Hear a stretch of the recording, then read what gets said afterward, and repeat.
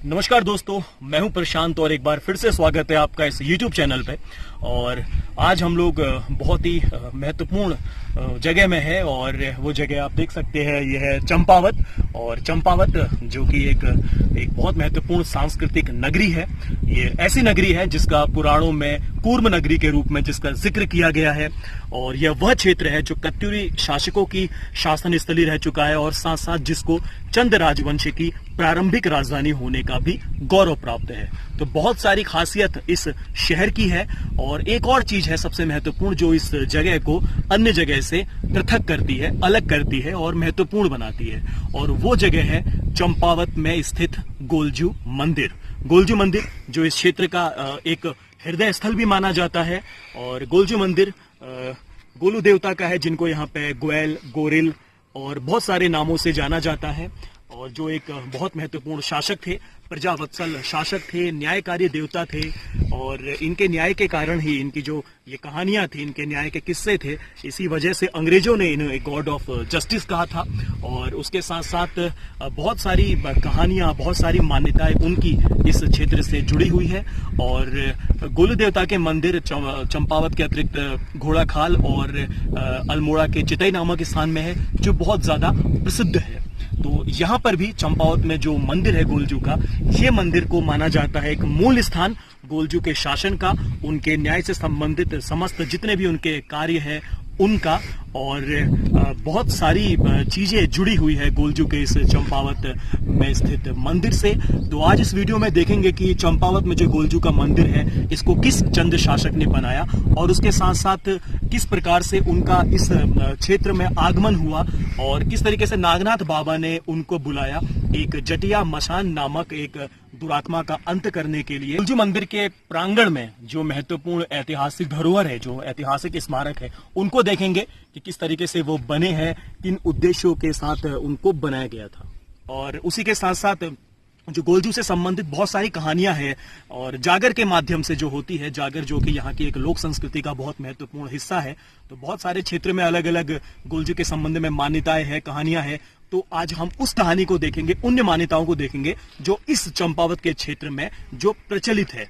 तो बहुत सारी इन महत्वपूर्ण जानकारी को आज हम इस वीडियो के माध्यम से देखेंगे और जानेंगे महत्वपूर्ण गोलू देवता, गोलजू महाराज का एक इतिहास और उनसे जुड़ी हुई बहुत सारी महत्वपूर्ण चीजें। तो आइए, स्वागत है आपका इस चंपावत शहर में और गोलजू मंदिर के प्रांगण में।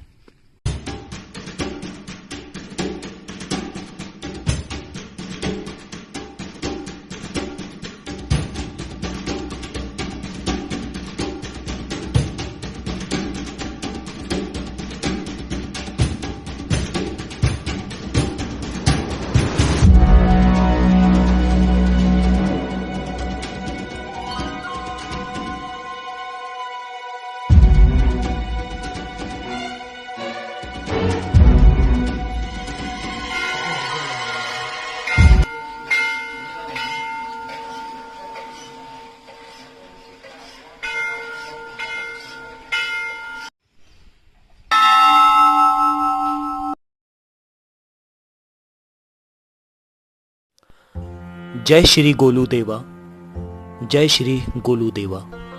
शरणागत हम स्वामी स्वीकारो सेवा। वंश कत्यूरी तुमरो धुमाकोट वासी। जय जय हे करुणाकर, जय जय सुख राशि। हलराई के पोते पिता झालुराई। तपस्विनी कालिका माता कहलाई। नाम अनेक तुम्हारे ग्वैल गोलू गोरिल। गौर भैरव दुधाधारी बाल गोरिया न्यायल। प्रजा पालक रक्षक तुम हो दुख हरता।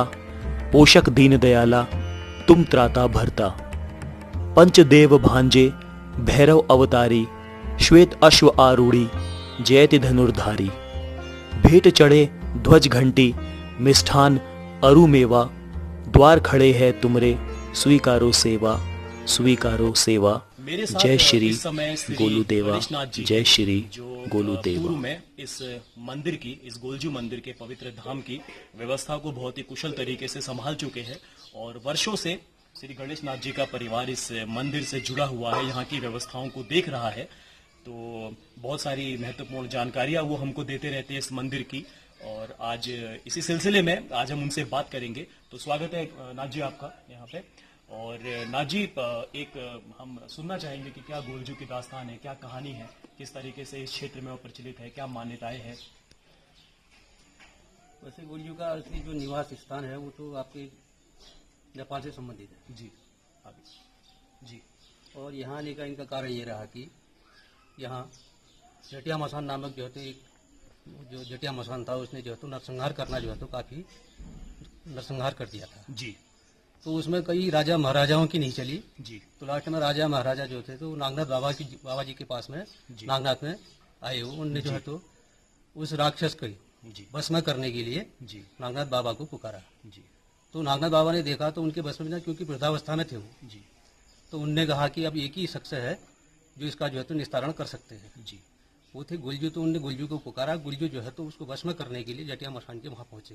जी तो देखा तो उसको ललकारा जब उनने गुलजू ने, तो ललकारने से पहले उनकी दो बहनें होती हैं। दो बहनें आई तो बड़ी वाली जो थी तो कहने लगी कि तू बहुत सुंदर हो, सुशील हो, सुडौल हो, गौर वर्ण के हो, आपका जो है तो मांस खाने में हमें जो है तो अत्यंत प्रसन्नता होगी। तो दूसरी जो छोटी बहन थी उसकी, जटिया मसान राक्षस की, तो वो गुलजू के समीप गई और उनसे कहा कि आप यहाँ से चले जाइए क्योंकि आप गौर वर्ण हो, सुशील हो, सुंदर हो, क्योंकि मेरा भाई आपको मारेगा जटिया मसान, तो मुझे कुछ अच्छा नहीं लगेगा। तो गुलजू ने फिर भी नहीं माना, वो ललकारा उसको, तो जटिया मसान जो है तो बाहर निकल आया। तो दोनों में संघर्ष हुआ। काफ़ी संघर्ष होने के बाद जब हताश होकर के जब वो भागने लगा तो गुलजू ने जो है तो उसकी जटा पकड़ करके जिस तालाब कुंड में वो जा रहा था, प्रवेश कर रहा था, छलांग लगा रहा था, वहां से उसकी जटा को खींच करके बाहर निकाल लिया। बाहर निकाल करके उसको जो है तो अपने घुटने के बल से ही उसको वहां पर दबाया और उससे कहा, अगर तू मेरे को वचन देता है कि मैं आज से नरसंहार नहीं करूंगा तो मैं तेरे प्राण नहीं लूंगा। यदि अगर तू मेरे को वचन नहीं देगा तो मैं तेरे प्राण ले लूंगा। तो जटिया माता जब हताश हो गया तो उसने जो है तो कहा कि आज के बाद जो है तो मैं नरबली यहाँ पर जो है तो नहीं लूंगा। इसी प्रकार से जो है तो आगे न्याय के रूप में वो गुलजू पूजे जाने लगे। फिर उसके पश्चात जो है तो नागनाथ बाबा के परिसर में आए, उनके चरणों में गए। तो उनने नागनाथ बाबा ने जो कहा कि आप जो है तो आसन ग्रहण कीजिए। उनने कहा ऐसे नहीं लूंगा, क्योंकि गुरु का आसन जो है तो शिष्य ने आज तक नहीं लिया कभी भी। तो उसके पश्चात जो है तो जब ये बताते हैं कि जब उनने ही खुद यहाँ पर आकर के अपना आसन ये ग्रहण किया है और तब से गुलजू जो है तो यहाँ पर एक देव रूप में पूजे जाते हैं। अब जानते हैं नाथ जी से कि गोलजू की क्या कहानी है, किस प्रकार उनका जन्म हुआ। उनके जन्म से संबंधित भी कई कहानियां इस कुमाऊं क्षेत्र में प्रचलित है। तो कौन सी ऐसी जो कहानी है जो इस क्षेत्र में प्रचलित है, और जैसा कि चंपावत में गोलजू का जो मंदिर है, इसको यहाँ का मुख्य मंदिर, जो मूल मंदिर है, वो यही माना जाता है। तो सुनते हैं नाथ जी से क्या कहानी है गोलजू महाराज की इस क्षेत्र में जो सबसे ज्यादा प्रचलित है। गणेश नाथ जी, गोलजू की क्या कहानी है? गुलजू की कहानी इस प्रकार है कि इनके दादाजी का नाम जो था तो हालूराय था, पिता झालूराय जी। क्योंकि इनकी जो एक संक्षिप्त में आरती का विश्लेषण किया गया उसमें भी लिखा है जी। हालूराय के पोते पिता झालूराय जी। तपस्विनी कालिका माता कहलाई। जी। तो इनकी जो है माता का नाम माँ कलिका है और पिताजी का नाम झालूराय जी। तो इनका ऐसा है कि इनके पिताजी की जो तो 7 शादियां थी, 7 से कोई संतान उत्पन्न नहीं हुई। तो एक दिन जो है तो भैरव देवता ने इनकी नींद में स्वप्न में आकर के कहा कि आप मेरी उपासना कीजिए तो मैं आपके घर में जो है तो पुत्र रत्न के रूप में जन्म लूंगा। तो उनने जो है तो फिर जो ये भैरव देवता की उपासना, आरतियां या जो भी था उनका वो करना उनने प्रारंभ किया। तो प्रारंभ करने के पश्चात जो है तो जो 8वीं रानी थी, जो माँ कलिका है ये, तो वो गर्भवती हो गई। तो उसके बाद उनका जो है तो समय नजदीक आता गया प्रसव का। तो जो 7 रानियां थी, द्वेष भावना में हर कोई होती है, तो उनकी भी द्वेष भावना उनके प्रति भी थी। तो जब उनका प्रसव का समय आया तो जब उनको ले गए प्रसव के लिए, तो उस समय उनने जो है तो जब गोलजू पैदा हुए, और किसी को पता तो था नहीं कि ये देव अवतारी है, गोलजू है, तो उनको वहां से हटा करके सिर और बट्टे को उनके अगल बगल में जो है तो दोनों को रख दिया। और उनकी आंखों से मैं परसों हुआ था, क्योंकि उनकी आंखों में पट्टी बांधी हुई, तो उन्हें ये पता नहीं था कि ये सिलबट्टा पैदा हुआ है या मेरे से कोई बालक उत्पन्न हुआ है। उसको हटा दिया। उसको उनने हटाने के पश्चात उनने जो है तो उनको जो है तो गाय के गोबर में दबा दिया। वहां देखने गए तो वहां बच्चा जो है तो कीड़ों के साथ खेल रहा है। उन्होंने कहा एक ऐसा बालक है। वहां से भी निकाल करके उनने जो है तो उनको गौशाले में डाल दिया। गौशाले में डालने के पश्चात फिर देखने के लिए गई कि बच्चा मर गया है। वहां गई तो बच्चा जो है तो उस गाय का, जो दुधारू गाय थी, उसका दूध पी रहा था। तो उनने कहा ये भी विलम्ब है। वहां से उन्हें उठाया, उनको जो है तो घुड़साल में डाल दिया, क्योंकि घोड़े अपनी टापों से इनको जो है तो खत्म कर दें। तो वहां देखा कि उनने बच्चा घुड़सवारी कर रहा है, घोड़े के ऊपर जो है तो पेट में विराजमान है, गुंजू है वो। उसके बाद कुछ भी नहीं हुआ तो उनने जो है तो उनको बिच्छू घास, जिसको कि पहाड़ी में हमारे यहाँ सिसुड़ा कहते हैं, उसकी झाड़ी में डाल दिया। झाड़ी में डाला तो वहां भी जो है तो हाथों से मतलब बराबर वो मलते रहे। उनके हाथों में कुछ भी नहीं हुआ कि ये बिच्छू घास है या क्या है, क्योंकि देव स्वरूप थे, उन्हें कुछ होना था नहीं।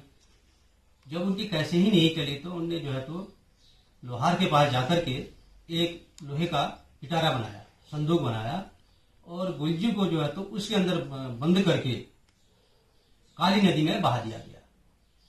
वो बहते बहते गोरी गंगा पहुंच गए। गोरी गंगा पहुंचे तो वहां भानुदीवा नामक जो है तो एक आता है मछुआरा। वो जब जाल फेंकता है तो उनके जाल में बॉक्स फंस जाता है। जब बॉक्स फंस गया तो अकेला नहीं खींच पाया, तो उसने अपनी पत्नी बुलाई। वो भी नहीं संतानी था, उसकी भी कोई संतान नहीं थी। जब उन्हें निकाला बाहर को, उन्होंने कहा ठीक है कि कुछ न कुछ तो इसके अंदर मिलेगा ही। लेकिन जब उस बॉक्स को खुला गया तो उसमें हंसता खेलता हुआ वो बालक जो था उसमें उनको मिला। उनने जो है तो अपने घर जाकर के उसका पालन पोषण किया, सब कुछ किया। जब गुलजू 6 या 7 वर्ष की उम्र के थे तब उनने जो है तो एक जो है तो ये काठ का घोड़ा, जिसको कि लकड़ी काठ का घोड़ा बनाने की जिद ठानी थी। तो उनने जो है तो कहा कि इससे क्या करेगा, ये तो न दौड़ेगा, ये तो खिलौना है, तेरे लिए ऐसे ही घोड़ा ले आएंगे। बोला नहीं, मुझे तो चाहिए तो काठ का घोड़ा ही चाहिए।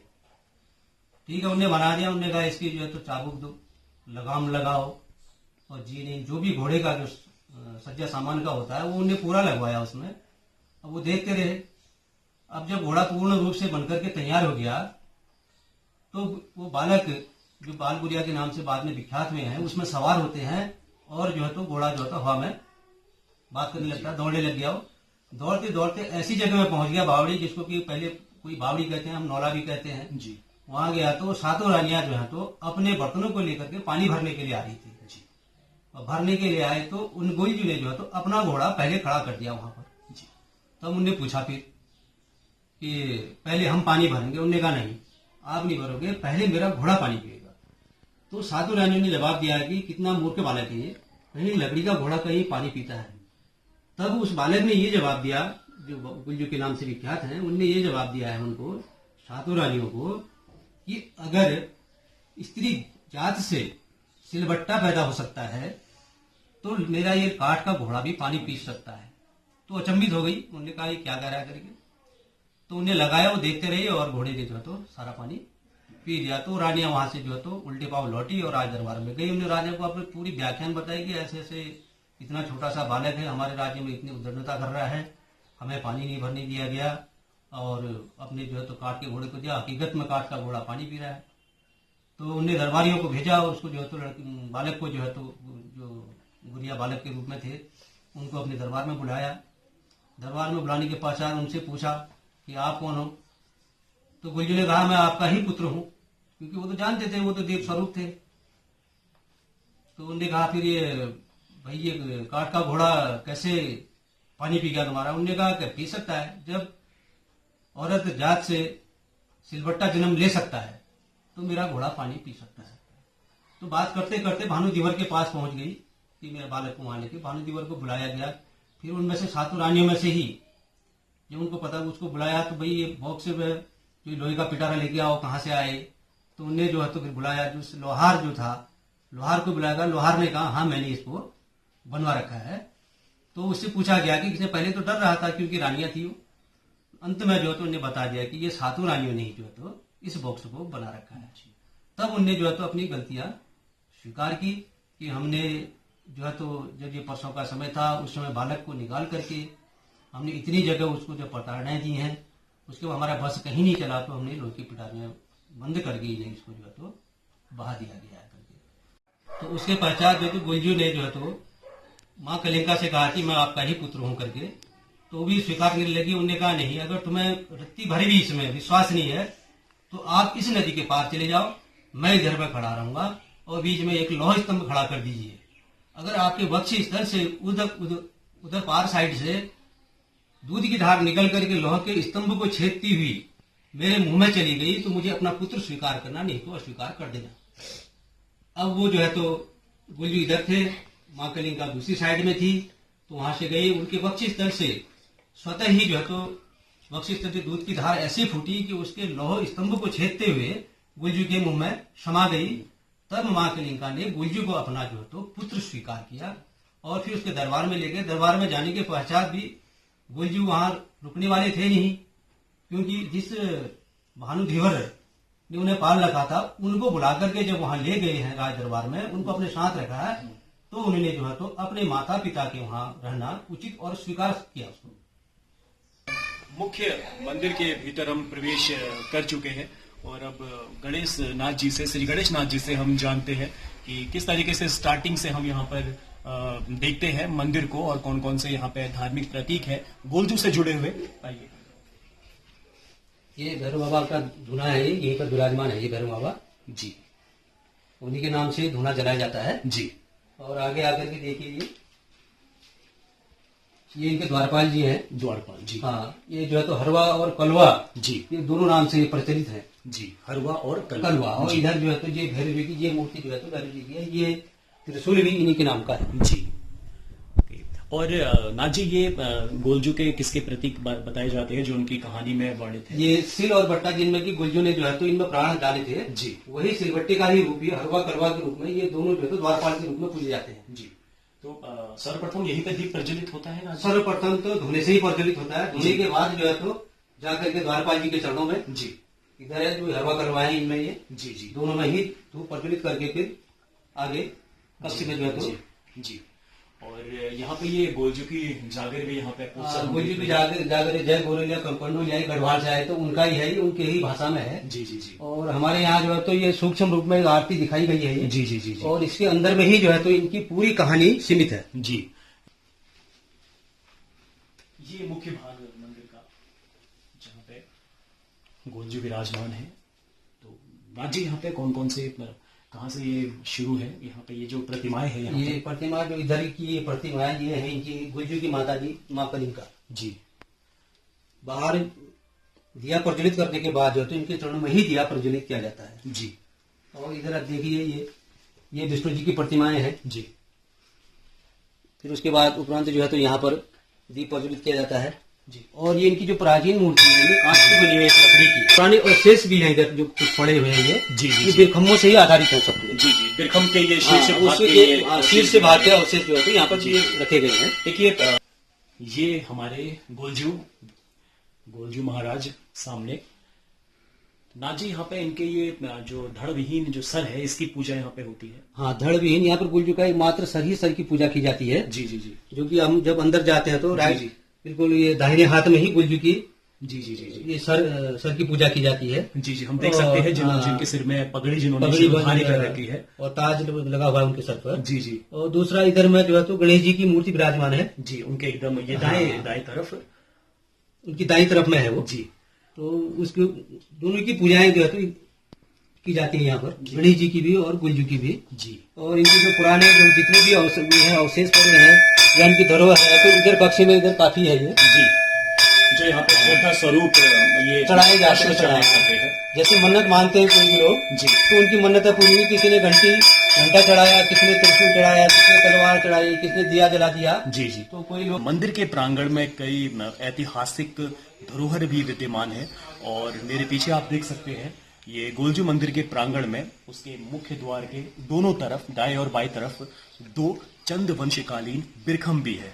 बिरखम जो कि मार्ग संकेतक के रूप में राज्य की सीमांकन के लिए, उसके साथ साथ मार्ग संकेतक के लिए, जैसे अगर आसपास कोई धर्मशाला है, मंदिर है, सराय है या किला है या फिर कोई नौला है तो इनके एक मार्ग संकेतक के रूप में भी बिरखम का निर्माण होता था।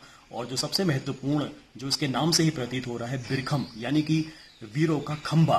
तो योद्धाओं की स्मृति में उनके बलिदान को, उनके त्याग को, उनकी देशभक्ति को चिरकाल तक अमर रखने के लिए भी इन बिरखमों का निर्माण होता था वीर योद्धाओं की स्मृति में। तो ऐसे ही बिरखम, 2 बिरखम एक अच्छी खासी ऊंचाई के इस गोलजू मंदिर के प्रांगण में है, जो इस मंदिर की जो खूबसूरती है, जो सुंदरता है, उसमें 4 चांद लगा देते हैं और इस मंदिर की ऐतिहासिकता को और पुष्ट करते हैं। तो आइए देखते हैं एक बार और करीब से इन बिरखम को। ये एक बिरखम है एक तरफ का, और अगर इसको करीब से हम देखें तो आप देख सकते हैं अच्छी खासी इसकी ऊंचाई है, लगभग 2 मीटर के आसपास। और ऊपर आप देखेंगे इसमें कलश बना हुआ है, आमलक है, 2 इसमें ब्रैकेट्स बने हुए हैं, 4 फलक इसमें है, चतुष्फलकीय संरचना ये है, और एक मजबूत आधार पर इसको जो है बनाया गया है। अगर इस आकृति को हम करीब से देखें तो यहाँ पे ये एक शेर का यहाँ पे अंकन किया गया है, और उसके साथ साथ थोड़ा सा करीब से अगर इसको हम देखें तो यहाँ पे आप देखेंगे कि एक अश्वारूढ़ योद्धा इसमें है। अश्वारूढ़ योद्धा जिसके अपने हाथ में लगाम है और एक हाथ में हथियार है, और दूसरी तरफ अगर हम यहाँ पर देखें तो एक आकृति यहाँ पर और दिख रही है, जो एक और योद्धा की आकृति है, और उसके हाथ में धनुष बाण को हम लोग आसानी से देख सकते हैं।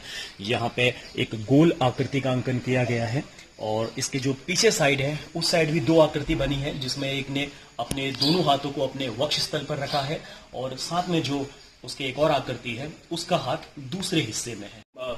ये बिरखम का पीछे का हिस्सा है, और चूंकि यहाँ पे घंटी रेलिंग लगी है इसलिए वहां से नहीं दिख रहा है। तो अगर इसको हम यहाँ से देखें तो आप देख सकते हैं करीब से यहाँ पे भी 2 ये युगल पुरुष बने हुए हैं, और इसमें एक ने अपने हाथ वक्ष स्थल पर रखे हैं और दूसरे का हाथ उसके कटी प्रदेश में है, कमर में है। तो ये एक खूबसूरत तरीके से इन बिरखम का निर्माण किया गया है। अब हम देखते हैं मंदिर के जो दूसरे तरफ का जो भाग है, वहां पे जो बिरखम लगा है उसको देखते हैं, उसमें कौन कौन सी आकृतियां बनी हुई है। ये मंदिर के जो प्रवेश द्वार है मुख्य, उसके दाएं तरफ का ये बिरखम है, और ये भी बहुत खूबसूरत तरीके से बनाया गया है। दोनों एक ही समय के ये प्रतीत हो रहे हैं। इसमें भी ऊपर आमलक है, कलश भी है, लेकिन अभी यहाँ पर ये कलश यहाँ पर नहीं है। उसके साथ साथ ये भी चतुष्फलकीय है, और 2 इस जो है ब्रैकेट जो कोष्ठक है इसमें बने हुए हैं। ये भी एक मजबूत आधार इसमें है। लेकिन इसमें अगर हम देखेंगे तो ये हीरक आकृति बनी हुई है, जो यहाँ के मंदिरों में, नौलों में जितने भी स्तंभ है उन स्तंभों में इस हीरक आकृति का बहुतायत से प्रयोग किया गया है। उसके बाद जो ये ब्रैकेट है इसमें आप देख सकते हैं ये गणेश जी की प्रतिमा है, उनकी सूंड आप देख सकते हैं, और जो भी वो अपने हाथ में धारण करते हैं वो तमाम चीजें इसमें है। और इसके ऊपर वाले हिस्से में देखें तो यहाँ पर भी एक अश्वारूढ़ योद्धा का अंकन किया गया है। आप देख सकते हैं घोड़े की जो लगाम है वो खींची गई है, और उसके साथ साथ उनके हाथ में जो है वो तलवार या कोई हथियार है। और अगर इसके फलक को देखें हम, तो इधर से अगर हम इसको देखें तो ये फलक भी जो है इसमें भी एक देव प्रतिमा बनी हुई है, जो करीब से देखने पर हनुमान जी की प्रतीत हो रही है, और पूंछ इसमें हम देख सकते हैं। और ये जो बिरखम है दोनों, ये अपने जो है जो इनका मौलिक जो रंग है ये उस रंग में नहीं है, इसको बाद में इसके ऊपर ये रंग किया गया है। तो फिलहाल इस मंदिर की एक और ये खास बात है इस मंदिर की एक बिरखम भी यहाँ पे है। और जैसा कि मैंने बताया कि बहुत सारे उद्देश्य होते थे बिरखम बनाने के, तो मार्ग संकेतक के रूप में या फिर किसी जो ऐतिहासिक या सांस्कृतिक धरोहर है उनके भी प्रतीक के रूप में इन बिरखमों का निर्माण किया जाता था। तो ऐसे ही सेम इसी प्रकार के जो बिरखम है वो हम यहाँ पे बालेश्वर मंदिर के प्रांगण में भी देख सकते हैं। 2 बिरखम वहाँ पे हैं। उसके साथ साथ जो बालेश्वर मंदिर के समीप नौला है वहाँ पर भी हम इन बिरखमों को देख सकते हैं। और एक हथिया नौला जो है उसके जो मार्ग है उस मार्ग में भी ऐसे ही बिरखम है। यहाँ पे झालीमाली देवी के मंदिर के प्रांगण में बिरखम है। इसके अतिरिक्त और तमाम यहाँ पे ऐसी जगह है जहाँ पर इन बिरखमों का निर्माण किया गया है।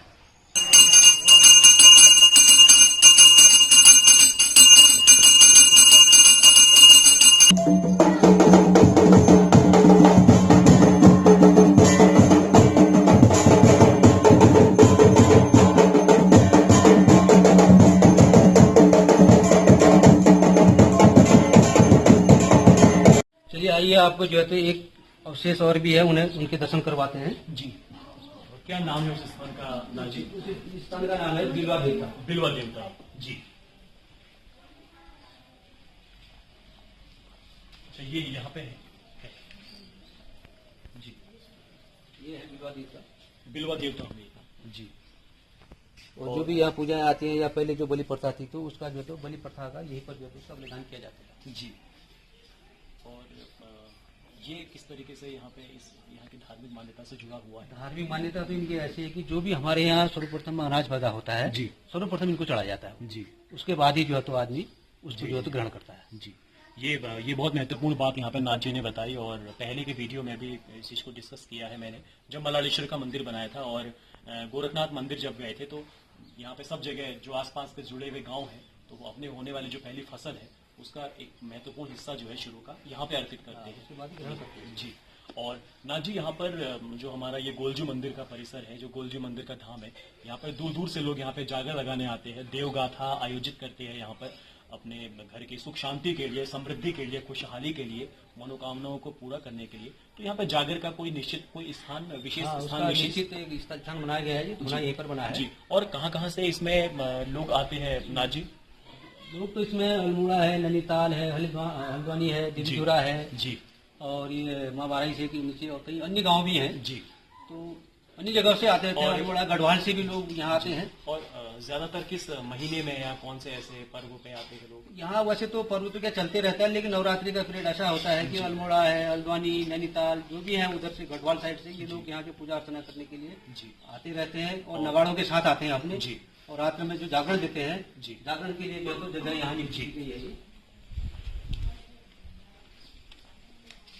जी, ये यहाँ पे गोलजू धुनी का यहाँ पे बोर्ड भी लगा हुआ है। ये गोलजू धुनी का बोर्ड लगा है, यहीं पर जो है तो धुना लगाया जाता है। उसके बाद जो है तो जी, इधर जो है तो इधर साइड में बैठ करके जो भी देव डांगर होते हैं, जी, जी, और उधर साइड में जो है तो या इधर में बैठ करके नगाड़े वाले जी, बजाते हैं। उसके बाद उसकी कथा, जो गुंजू की कथा होती है, उसको जो है तो बजाने वाले गाते हैं, जी, जिनको दास कहा जाता है। जी, तो उसके बाद जो अवतरित होते हैं तो इसकी जो है तो परिक्रमा, इसमें नाचते हैं, वो अपना परिक्रमा करते हैं, जो भी आते हैं उनको अपना शुभ आशीर्वाद देते हैं। जी, यही नहीं कि उनके साथ में आए हैं, आप लोग भी आए, अन्य लोग भी जो आते हैं उनको अपना आशीर्वाद देते रहते हैं देवडांगर लोग। और नाथ जी जैसे दूर से लोग आते हैं तो उनके यहाँ रहने की भी व्यवस्था यहाँ पर रहने की व्यवस्था यहीं पर, ये धर्मशाला बना हुआ है। जी, ये धर्मशाला बना हुआ है, उधर में किचन बना हुआ है, उधर पर ये भंडार गृह है, सारे बर्तन उधर रखे पड़े हैं वो। जी, मतलब सारी व्यवस्थाएं यहाँ सारी पे व्यवस्थाएं इस परिसर में है। और खाना बनाने के लिए आप कुकर बनाना चाहें, कढ़ाई में, भगोनों में, किसी भी चीज बनाना चाहें तो सारी उपलब्ध है, थालियाँ जी, जी, और ये गिलास रोटी सब पर्याप्त मात्रा में।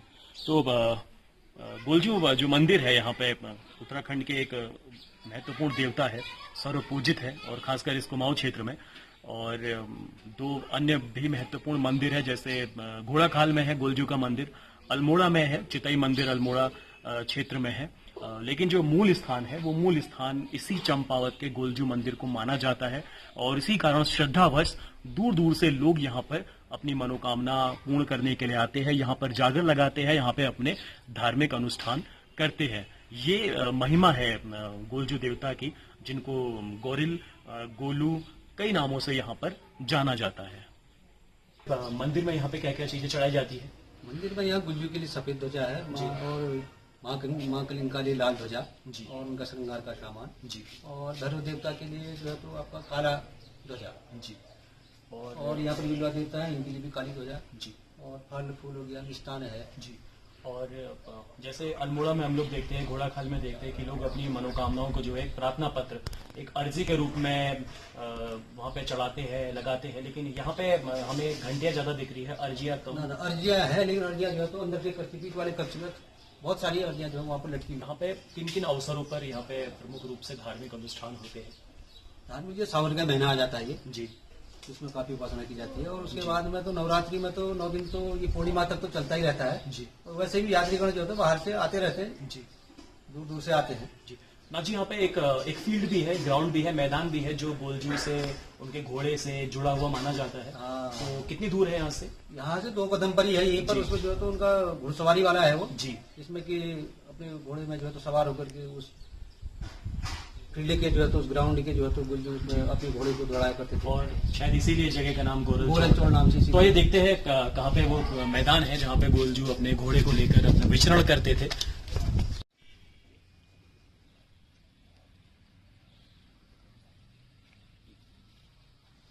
तो इस समय हम लोग गोरलचौड़ ग्राउंड में है, फील्ड में है। नाथ जी ये वही स्थान है जहाँ पे गोलजू से जुड़ा हुआ बताया जाता है। हाँ, वही स्थान है ये, जी। गोरलचौड़ नाम से है ये। जी, इसमें जो है तो बताते हैं कि गुलजू का जो है तो जो घोड़ा था उसको जो तो गुलजू इसमें सवार होकर के इसमें घुड़सवारी करके इसी ग्राउंड में घुड़सवारी किया करते थे। जी।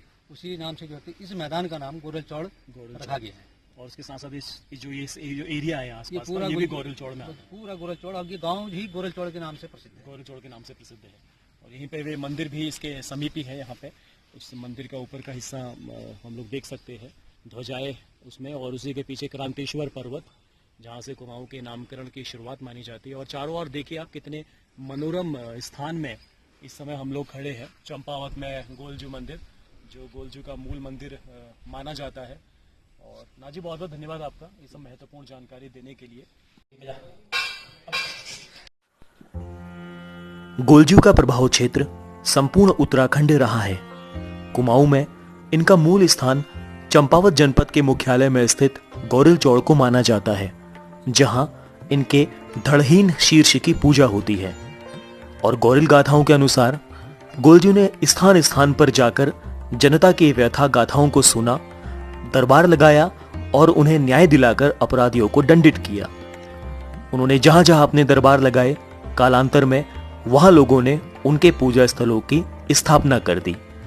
चितई, घोड़ाखाल आदि मंदिरों में गोलजू को जहां एक युवा राजकुमार के रूप में सिर पर पगड़ी बांधे, हाथ में धनुष प्रत्यंचा चढ़ाए, श्वेत अश्व पर आरूढ़ दिखाया गया है, तो वहीं चंपावत स्थित गोरल चौड़ क्षेत्र में स्थित उनके मंदिर में उनकी पूजा एक धड़ विहीन शीर्ष के रूप में की जाती है।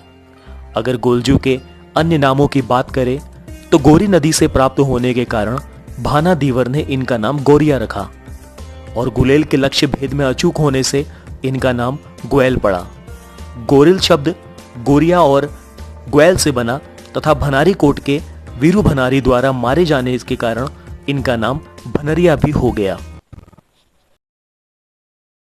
चंपावत के इस गोलजू मंदिर का निर्माण किसने किया? तो एक बहुत महत्वपूर्ण विद्वान है उत्तराखंड के ही, जिन्होंने उत्तराखंड क्षेत्र के पौराणिक देवताओं और लोक देवताओं पर, लोक संस्कृति पर बहुत विशद अध्ययन किया है। तो प्रोफेसर डी शर्मा सर, तो उनके अनुसार इस गोलजू मंदिर का निर्माण जो चंपावत में स्थित है, एक शासक ने किया, चंद शासक ने, जिसका नाम था ज्ञानचंद। ये ज्ञानचंद, जिसने 1365 से 1420 ईस्वी के आसपास इस क्षेत्र में शासन किया था। और ज्ञानचंद वह शासक था जिसने एक लंबे समय तक, चंद शासन काल का वो शासक था जिसने एक लंबे समय तक इस क्षेत्र में शासन किया। तो ज्ञानचंद, इसको गरुड़ ज्ञानचंद की उपाधि मिली थी, वो भी दिल्ली के सुल्तान फिरोज शाह तुगलक के द्वारा, जब इन्होंने अपने धनुष बाण से एक उड़ते हुए गरुड़ का शिकार किया था। और एक बहुत ही महत्वपूर्ण शासक इस क्षेत्र के गरुड़ ज्ञानचंद। और चंपावत में बहुत सारे ऐसे मंदिर हैं, ऐसे नौले हैं जो इनके द्वारा बनाए गए। इसके साथ साथ अभी भी वर्तमान समय में भी चंपावत क्षेत्र में ही एक चिलकोट नामक ग्राम है, जहां पर इनकी अभी भी पूजा होती है, उनका मंदिर है, उनकी जागर लगती है। और उसी के साथ साथ एक चंपावत क्षेत्र के ही पार्टी ब्लॉक में एक मनतांडे नामक गांव है, जहां पर पंचायतन शैली में निर्मित शिव मंदिर है। और उसके समीप एक नौला है जिसमें शके 1324 का एक अभिलेख उत्कीर्ण है, और जो 1402 की जो तिथि है उसको निर्धारित करता है, और वही उनके कार्यकाल की अवधि को भी प्रदर्शित करता है। तो एक ये बहुत महत्वपूर्ण फैक्ट है, ये बहुत कम विदित है कि इस मंदिर का निर्माण किसने किया। तो जो गरुड़ ज्ञानचंद थे, ज्ञानचंद चंद शासक, जिन्होंने लगभग 1365 से 1420 ईस्वी तक इस क्षेत्र में शासन किया। तो ये ऐसे शासक थे जो चंद शासकों में प्रमुख थे, जिन्होंने एक लंबे समय तक शासन किया। उन्होंने इस मंदिर का निर्माण कराया था। तो ये था चंपावत जनपद का प्रसिद्ध गोलजू मंदिर, और जहां से शुरुआत होती है गोलजू के एक विस्तृत इतिहास की। और बहुत महत्वपूर्ण मंदिर है ये इस क्षेत्र का, इस प्रदेश का। और न्यायकारी गोलजू देवता, जिनको गॉड ऑफ जस्टिस कहा जाता है। तो इस वीडियो में कोशिश की गई थी उनके बारे में जो महत्वपूर्ण जानकारियां हैं, जो अनसुनी है, उनको आपको देने की। और उम्मीद है आपको ये वीडियो पसंद आया होगा। Thank you.